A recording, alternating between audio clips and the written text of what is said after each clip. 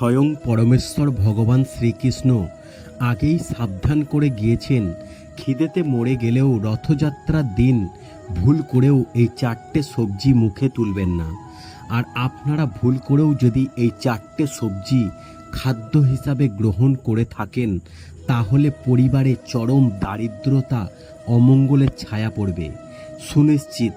বিশেষ করে স্বামী ও সন্তানের ক্ষতি হতে পারে। দেখুন বন্ধুরা, আমরা প্রত্যেকেই জানি আগামী 7ই জুলাই 2024 এবছর পড়েছে পবিত্র রথযাত্রা। এই দিন অবশ্যই এই বিষয়টি মেনে চলার চেষ্টা করবেন।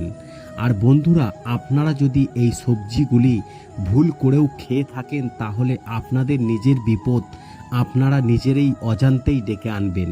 হ্যাঁ বন্ধুরা, আপনারা একদম ঠিকই শুনেছেন, এবং আপনাদের জীবন নরক সমান যন্ত্রণা নেমে আসতে পারে যদি আপনারা এই 4টি সবজি ভুলবশত মুখে তোলেন। এবং পরিবার রোগ জ্বালাতে, অর্থনৈতিক কষ্টতে ছারখার হয়ে যেতে পারে। সেই সঙ্গে আপনার জীবনে আর্থিক কষ্ট লেগেই থাকবে। শুধু তাই নয় বন্ধুরা, আপনাদের গৃহতে বা ঘরে বাস্তুদোষের সৃষ্টি হতে পারে ও অশুভ শক্তি, নেগেটিভ এনার্জি অত্যন্ত পরিমাণে বৃদ্ধি পাবে, যার ফলে আপনারা কোটিপতি থেকে ভিখারি হয়ে যেতে পারেন। কেননা এই 3-4টে জিনিস পবিত্র রথযাত্রার দিন গ্রহণ করলে আপনারা জীবনে একের পর এক আর্থিক সংকট নেমে আসবে বাধ্য। বিশেষ করে প্রভু জগন্নাথ দেব আপনার ওপর অত্যন্ত রুষ্ট হবেন, আপনার ওপর রেগে যাবেন, যার ফলে আপনার স্বামী স্ত্রী সন্তানের অমঙ্গল পর্যন্ত হয়ে যেতে পারে। দেখুন বন্ধুরা, সবজিগুলি এই দিন আপনারা গৃহে রন্ধন করবেন না। তেমনি আপনি বাইরে পর্যন্ত গিয়েও কোথাও কিন্তু সবজিগুলি খাবেন না, কারণ এই সবজিগুলি সাথে প্রভু শ্রী জগন্নাথ দেবের বিশেষ একটি সম্পর্ক রয়েছে। সুতরাং আপনারা যদি এই সবজিগুলি ভুল করেও মুখে তুলে নেন, তাহলে কিন্তু জগন্নাথ প্রভু অত্যন্ত এতে রাগান্বিত হবেন, যার ফলে জীবনটা হয়ে উঠবে আপনাদের নরকের মতো। সুতরাং এই বিষয়টি মাথায় রাখবেন, ভুলবশত এই 3-4টি সবজি পবিত্র রথযাত্রার দিন ভুল করেও খাবেন না। সুতরাং কোন সেই সবজিগুলি যেগুলো আপনারা মুখে তুলবেন না, এ প্রসঙ্গে বিস্তারিত জানার আগে একবার হলেও কমেন্টসে মনে ভক্তি রেখে হৃদয়ের অন্তর থেকে জয় জগন্নাথ দেবের জয় লিখে কমেন্ট করতে অবশ্যই জানাবেন। এতে আমরা অত্যন্ত অনুপ্রাণিত হব। যতটা পারবেন আত্মীয় পরিজন, বন্ধু বান্ধবীদের সঙ্গে ভিডিওটি শেয়ার করে দেবেন, এবং ভিডিওটি দেখে যদি আপনারা উপকৃত হন অবশ্যই লাইক করবেন। বাস্তুশাস্ত্র, রাশিফল, রাশিচক্র সমস্ত কিছুর ভিডিও পাওয়ার জন্য। দেখুন সুপ্রিয় দর্শক বন্ধুরা, প্রথমে যে খাবারটির কথা বলবো, সেই খাবারটি যদি 7ই জুলাই পবিত্র রথযাত্রার দিন, তাহলে কিন্তু ভয়ঙ্কর অমঙ্গল আপনার জীবনে নেমে আসতে শুরু করবে। এবং সেই সবজিটি হলো শাক। হ্যাঁ, কোনো প্রকারের শাক কিন্তু আপনারা এই পবিত্র রথযাত্রার দিন 7ই জুলাই মুখে তুলবেন না। যেমন ধরুন নোটে শাক, লাল শাক, লাউ শাক, পুঁই শাক। পবিত্র রথযাত্রার দিন এই 7ই জুলাই ভুল করেও আপনারা খাবেন না। আপনারা যদি ভুলবশত এগুলিকে খাবার হিসাবে গ্রহণ করে থাকেন, তাহলে আপনাদের জীবনে নেমে আসতে পারে ভয়ঙ্কর দারিদ্রতা, অর্থ সংকট, আপনার পরিবারে নেমে আসছে চরম অমঙ্গল।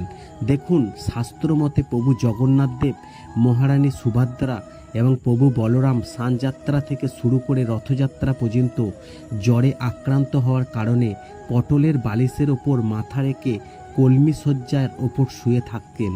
তাই পবিত্র রথযাত্রা শেষ না হওয়া পর্যন্ত কলমি শাক, পটল স্পর্শ করা উচিত নয়, এবং খাওয়া তো অনেক দূরের কথা। এরপর দ্বিতীয়ত যে খাবারটি বারণ করব সেটি হচ্ছে পটল।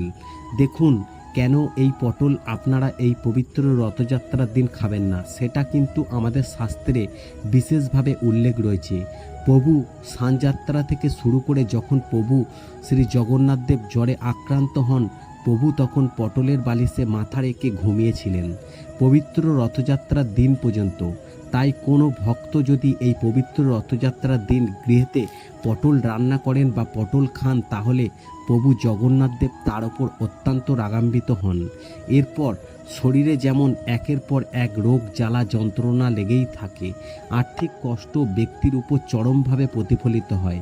যাই হোক, এরপর তৃতীয় যে সবজিটির কথা বলবো সেটি হচ্ছে তেতো জাতীয় কোনো খাবার, যেমন ধরুন করলা, নিম, অর্থাৎ যেসব সবজি তিতো সেগুলো পবিত্র রথযাত্রার দিন 7ই জুলাই পবিত্র রথযাত্রার দিন ভুল করেও আপনারা মুখে তুলবেন না, নতুবা আপনার পরিবারে অমঙ্গল নেমে আসতে বাধ্য, আপনার পরিবার ধ্বংস হয়ে যেতে পারে। কারণ এগুলো খেলে প্রভু জগন্নাথ দেব অত্যন্ত রুষ্ট হন এবং আপনার উপর, আপনার প্রত্যেকেই জানি প্রভু জগন্নাথ দেবের যে কাটামোটি তৈরি করা হয় সেটা কিন্তু নিম কাঠ দিয়ে তৈরি করা হয়। সুতরাং নিম পাতা বা তিতো জাতীয় খাবার এই রথযাত্রার দিন আপনারা ভুলেও মুখে তুলবেন না। এটি শাস্ত্র মতে নিষিদ্ধ রয়েছে। এই খাবারগুলি আপনারা তুলে ভুল করেও যদি আপনারা স্পর্শ পর্যন্ত করবেন না। তাছাড়াও রথযাত্রার দিন বিশেষভাবে যে খাবারটি আপনারা বঞ্চিত রাখবেন সেই খাবারটি হলো কোনো প্রকারের সামুদ্রিক জিনিসপত্র। দেখুন, হিন্দু শাস্ত্র মতে এই দিন নিরামিষ ভক্ষণ করা অত্যন্ত প্রয়োজন। কোনো প্রকারের আমিষ খাবার কিন্তু খাবেন না, বিশেষ করে যেগুলো স্ট্রিট ফুড, যেগুলো থেকে আপনাদেরকে দূরে রাখবেন। এক কথায় সমুদ্র থেকে যে খাবারগুলো আমরা পেয়ে থাকি একদমই এই খাবারগুলো এড়িয়ে যাবেন। জগন্নাথ দেবের রথযাত্রার দিন খাবেন না, কারণ প্রভু জগন্নাথ দেবের সমুদ্রের ধারেই বসবাস করেন এবং সমুদ্রের মাধ্যমে উনি কিন্তু ভেসে এসেছিলেন। দেখুন, আমরা প্রত্যেকেই জানি রথযাত্রার উৎসবটি মেন উৎস হলো পুরী জগন্নাথ। এছাড়াও জগন্নাথ দেবকে পুরীর রক্ষাকর্তা বলা হয়। তাই উনি যখন পুরীর জগন্নাথ মন্দিরের রক্ষাকর্তা, তখন জলে যে প্রাণীরা বাস করে তাদের তিনি রক্ষাকর্তা হলেন শ্রী জগন্নাথ মহাপ্রভু।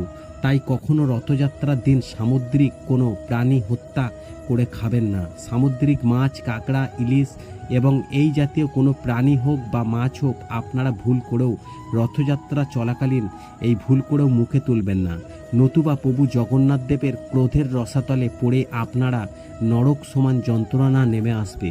যাই হোক বন্ধুরা, আপনাদেরকে আমি যে কয়েকটি খাবারের কথা বললাম এগুলো কিন্তু ভুল করেও রথযাত্রার দিন মুখে তুলবেন না, নতুবা আপনাদের নিজের সমস্যার কারণ আপনারা নিজেরাই হবেন। যাই হোক, এই দিন যদি পারেন অবশ্যই সকাল সকাল উঠে প্রভু শ্রী জগন্নাথ দেবের প্রভু এবং শ্রীকৃষ্ণের এবং মা লক্ষ্মী দেবীর পুজো করবেন। অতি অবশ্যই শ্রী জগন্নাথ দেবের ও শ্রীকৃষ্ণের চরণতলে তুলসী পত্র নিবেদন করবেন, বাতাসা মিষ্টি নিবেদন করবেন। এর ফল আপনারা অখণ্ড লাভ করতে পারবেন। সুপ্রিয় দর্শক বন্ধুরা, আজকের এই ভিডিওটি এখানেই শেষ করলাম। আশা করি এই ভিডিওটি দেখে আপনারা কিছু শিখতে ও জানতে পেরেছেন। ভিডিওটি ভালো লাগলে লাইক করবেন, কমেন্ট করবেন, শেয়ার করে অন্যদের জানার একটি সুযোগ করে দেবেন।